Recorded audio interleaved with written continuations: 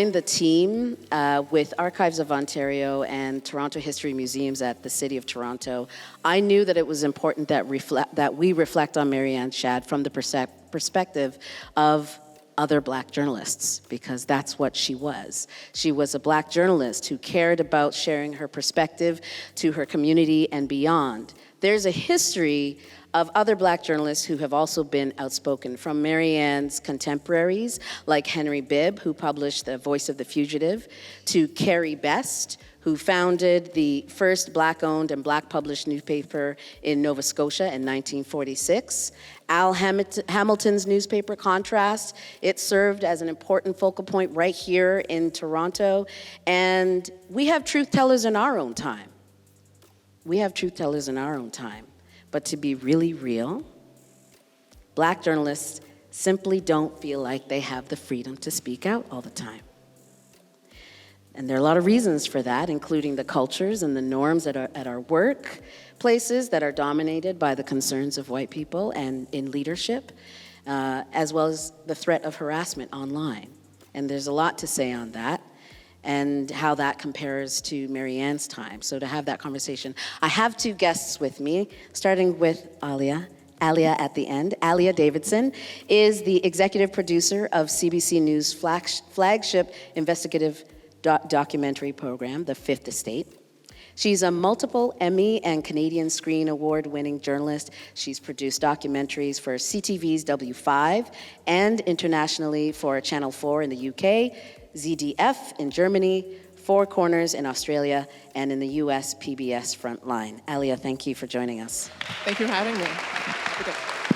Thank you for having me.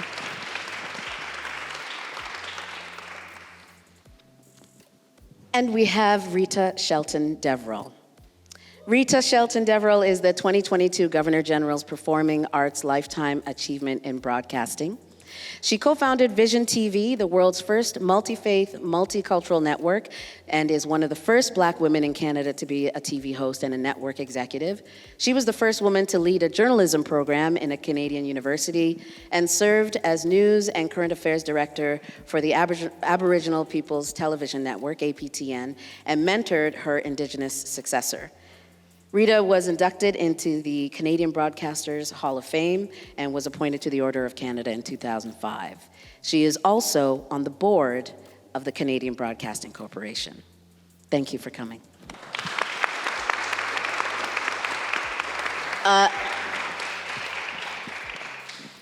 It's an honor to be here with both of you.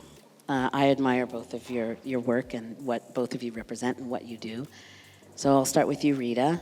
When did you first encounter Mary Ann Shadd Cary? Now, didn't you say that I'm an auntie as well? Yes, so... You said that earlier. Yes, yeah. I have been calling her auntie, and today, because I see her all the time, and yesterday when I saw her at a different event, I said, I just called her auntie, and today I said, is that okay? Like, can I call you auntie? Because I need more aunties in my life, and I want her to be mine, so I just call her it. So I'm going to tell you when I didn't encounter Mary Ann Shadd Cary. So I immigrated to Canada in 1967. The Vietnam era, the civil rights era, to St. Thomas, Ontario.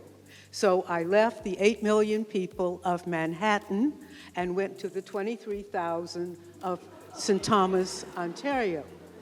My biggest problem at that moment was finishing my master's thesis for Columbia University. I didn't know where I was in southwestern Ontario.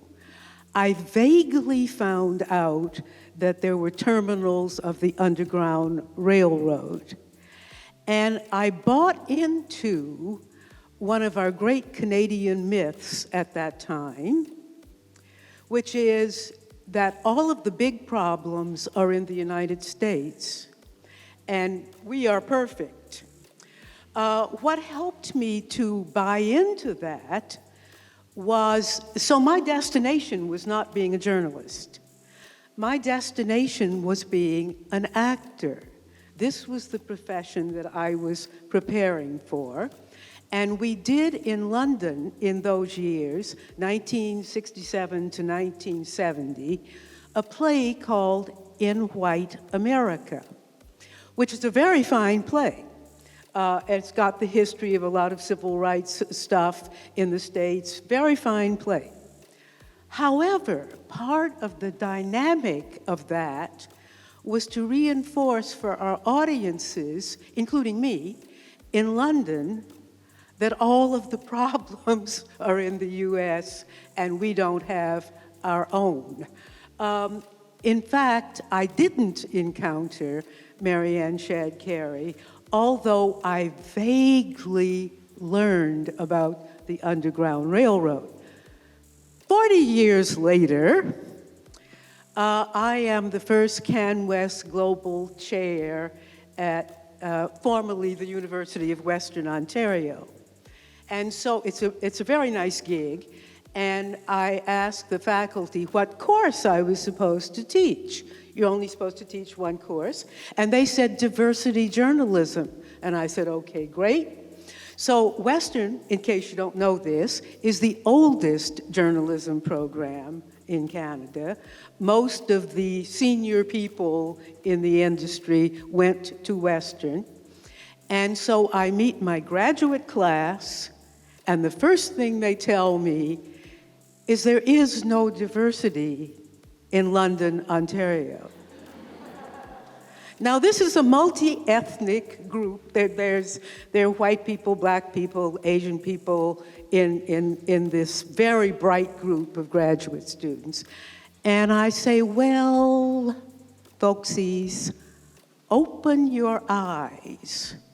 A half hour from where we are sitting is the Ipperwash inquiry, the most important thing that's going on at this moment about the killing of an unarmed Indigenous man by the OPP. So that's one thing that's happening right now, right here.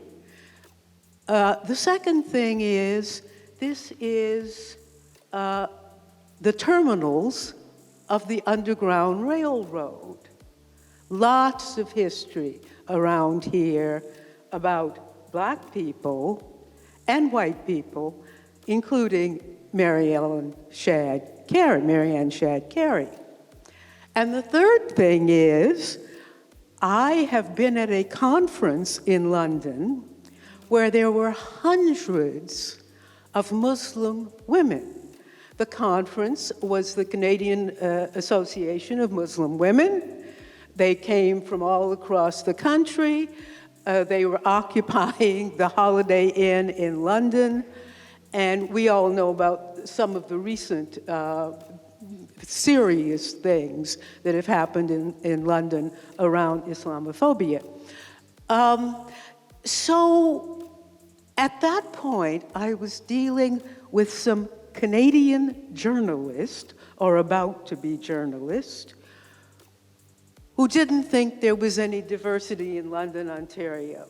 Are you saying that you spoke to them about Mary Ann Shadd Cary in that moment? But now this was 40 years later. Okay. When I found out a few things. In case you're wondering how I in fact got to be a journalist, that's such a long story. You can talk to me afterwards. But the basic answer is, being an actor is so powerless that what I discovered when I fell into television is that I could make things happen. And I suspect that's the same thing that Mary Ann found out by being the publisher of her own paper. Yeah. Thank you, Rita. Allya, for you encountered Mary Ann Shadd at school. At university, yes. So not in elementary school, high school like young Yemi, a product of the Canadian education system, but I managed to learn nothing about her until my second or third year at McGill. And even then, it was in the context of seeking out information like that. I was in an art history class. It was taught by a black woman, Dr. Charmaine Nelson, and her research area focuses on visual culture of fugitive slave ads and those sorts of things. So naturally, Mary Ann Shadd Cary came up in one of those classes. still in passing because not directly related to what the course was about, but it was a light bulb moment for me. So at the time, I knew I'm pretty sure I wanted to be a journalist, and I went, the first paper published by a woman was a Black woman, and it was here in North America. Why doesn't anybody know about this? Who can we tell? Which I'm really glad this event is happening. We're going to tell everybody. But it was, looking back now, I'm lucky to have learned about her so early. It felt like it was late. That, I was, again, in university. I had chosen to take this course that would lead me to learning about her. It felt late. It felt like I should have learned about her in probably elementary school. But now looking back, I was very lucky to learn that early. So we are all women who have learned about Mary Ann Shadd Cary. We're all Black women who have participated in journalism and continue to participate in journalism. So I want to make a connection. I want to make a connection about knowing what we know about Mary Ann Shadd Cary, what is the same and what has changed?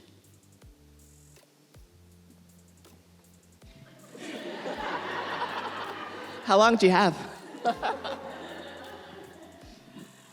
Well, there are a few things that have changed. Allya, who is half my age, is the executive producer of The Fifth Estate. Yeah.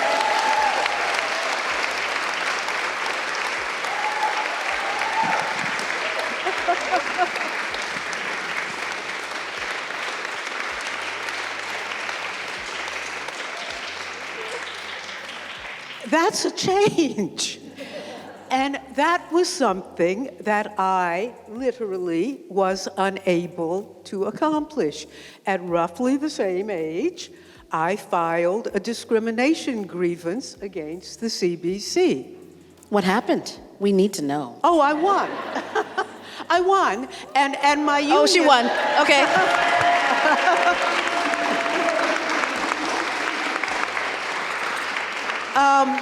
However,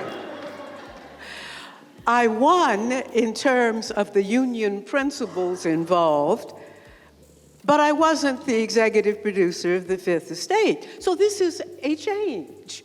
At half my age, she has accomplished that. However, another change, you said I'm on the board of directors of CBC, which is true. I'm going to very quickly tell you how that happened.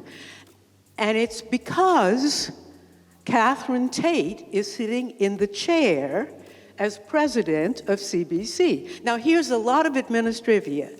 At this moment, the CBC Board of Directors is determined by an independent panel, which is wonderful. I was interviewed by the independent panel in 2017 and not appointed to the board. And then not appointed to the board, nor was any other Black person in the subsequent years. I was in a seminar much like this of pretty senior people of color who started to ask heads of cultural industries about their boards. Who's in executive management? Who's on the board? And this was a very embarrassing moment for the heads of cultural industries. And I wrote to Catherine Tate that afternoon and said, here is my letter from the independent panel saying that I am qualified to be on the board. I've never been appointed. I would still like to serve. And she, and this is the change, called me the next day, and said, can I show your letter to the Minister of Heritage? And I said, you bet your sweet lasagna. And shortly thereafter, I was appointed to the board. That she is sitting in the chair, the first woman to be president of the CBC in its entire history, and that she cares deeply about equity-deserving groups is a change. I could also, of course, tell you what's not changed. I would like to hear that. You would like to hear that? But why don't we hear from Allya first? What do you think? What do you think is? So it's interesting. I'm going to talk about what hasn't changed, if that's okay, but it's actually going to be in a positive way. I'm going to reframe this. When I think about Mary Ann Shadd Cary, she was 30 when she founded the Provincial Freemen. And yes, life expectancies were different then, but that is very young. That takes a lot of audacity. It takes a lot of agency. And that is still true of the Black woman journalists I know. To do this, to try to do this, to believe that your voice matters and that your views matter and representing the world as it is matters, you have to be audacious and you have to have agency. And so I think that is the same. That remains the same. She, as young Yemi said, she was a time traveler. Her life, she could have lived that life now. As a mother, activist, author, lawyer, that's what women now are trying to do. I want to know her secret to having it all, actually. But that hasn't changed. And I think that is in its own way wonderful because it's about us as Black women and what we bring and what we do. And it's not in reaction to racism or in reaction to what others are doing to us. It's about what we bring.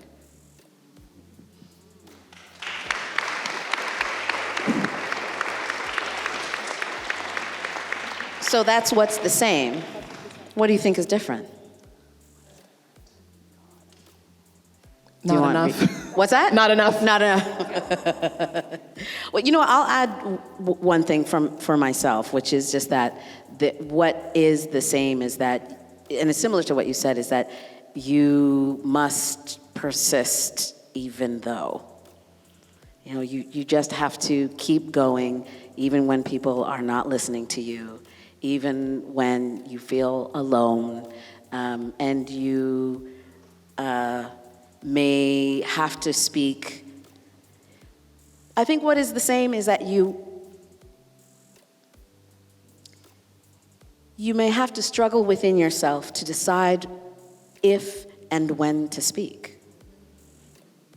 And I think that what I love so much about Mary Ann Shadd Cary is that she just kept going, and when I feel like I can't go on, I think about her. I feel like I have to, because she did. Am I making sense? Yes, yeah. Like she lived in a time where as a Black woman, she was not supposed to know how to read. And she had a newspaper, right? That's right. That persistence, that self-belief, and it's amazing. So, Rita. The other thing is she was always making use of her advantages. She was always creating networks. She could read, which was, of course, a huge advantage. She could write. She could make allies. And she was using these things all the time. One of the reasons this event is so wonderful is we all have to make use of our lineages. And if we don't know we have one, that's incredibly dangerous because we're always starting at the beginning. But the lineages are there, but frequently they have to be uncovered. Mm-hmm. I have been thinking about the difference between our time and her time and how we have the internet. And how for her, there was danger in some respect. And for us, the danger includes, for some folks, harm, potential harm. So the folks who are journalists who want to speak out and who want to practice their work in a way that reflects their communities and that advocates for their communities, what do we say to them?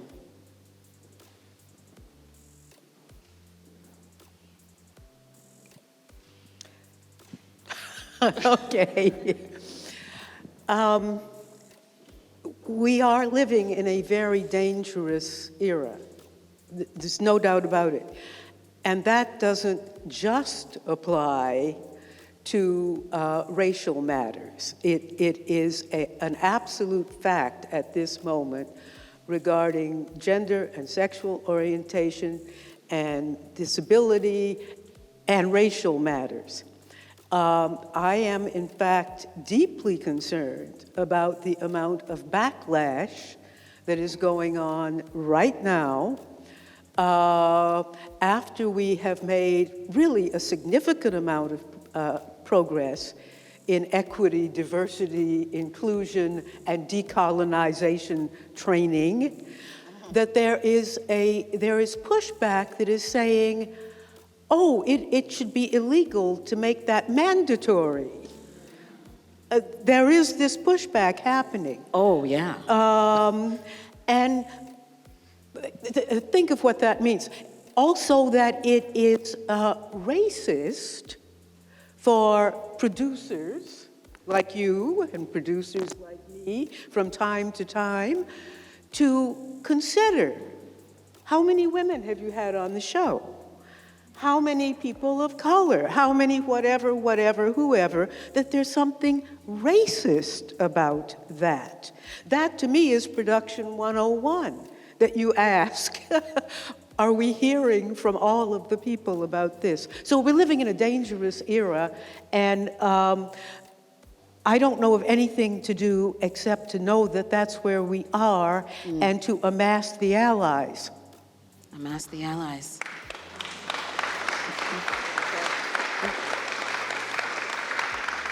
And to the people, as you said, who are doing that now and at great personal risk and facing threats, I would say you have to tell the truth. That's my response to that. If we hadn't had a Mary Ann Shadd Cary who had her own worldview, her own point of view, we would look back and think, here's how everyone thought. Everyone thought this one way if we had only Bibbs or we had only Frederick Douglass. So she had to tell the truth so that we could be here today and know, as always, there are multiple ways Black people or any people feel about any one thing, and it's our job to tell the truth. I think we'll end it there. Allya, thank you. Thank you. Rita, thank you. Allya Davidson and Rita Shelton Deverell.